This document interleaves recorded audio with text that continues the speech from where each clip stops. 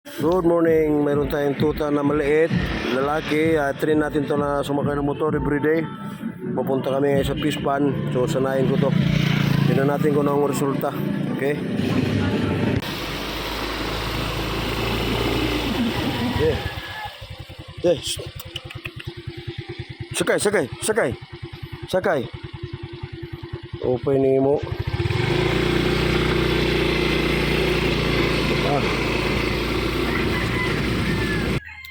Kita bici kumasakit to. Tugo. Kerida.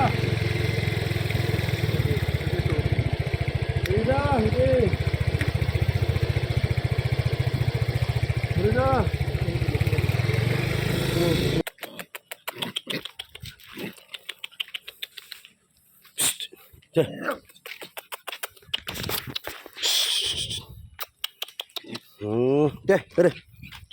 Hoy. Ope good. Pinapatuyok-tuyok mo ako ah. Yan na, kata. Sakay ka agad sa motor ha.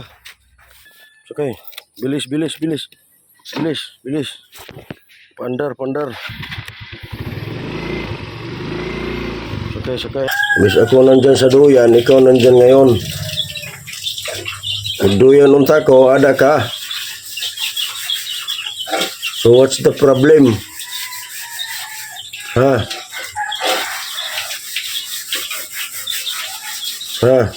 Kita na ba ngayon ang aso mayabang? Yan na siya. Ito na yung pinakamayabang na aso sa buong mundo. Nagduduyan.